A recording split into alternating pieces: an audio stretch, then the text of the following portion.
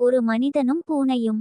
ஒரு நாள் ஒரு நபர் சாலையில் நடந்து சென்று கொண்டிருந்தார். அச்சமயம் ஒரு புதரில் ஓர் பூனை மாட்டிக்கொண்டு விடுபட வழியில்லாமல் தவித்துக் கொண்டிருந்தது.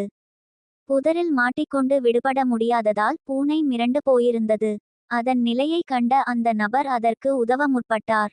புதரில் மாட்டியிருந்த பூனையை வெளியே கொண்டு வர முயற்சிக்கையில் பூனை தனது கரங்களால் அந்த நபரை கீறி காயத்தை ஏற்படுத்தியது. அந்த நபர் ஒவ்வொரு முறை அதை தொட்டு விடுவிக்க முயற்சிக்கையிலும் அப்பூனை இவ்வாறு கீறுவதை தொடர்ந்தது.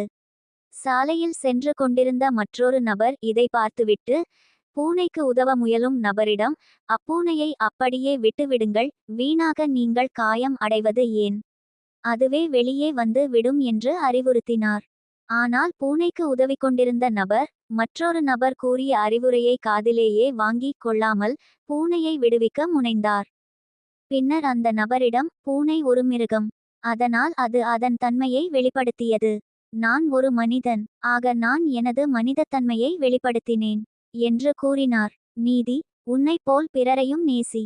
உனக்கான குறிக்கோள் மற்றும் கொள்கைகளை நீயே வகுத்து அதன்படி நடக்க முயல்வாயாக.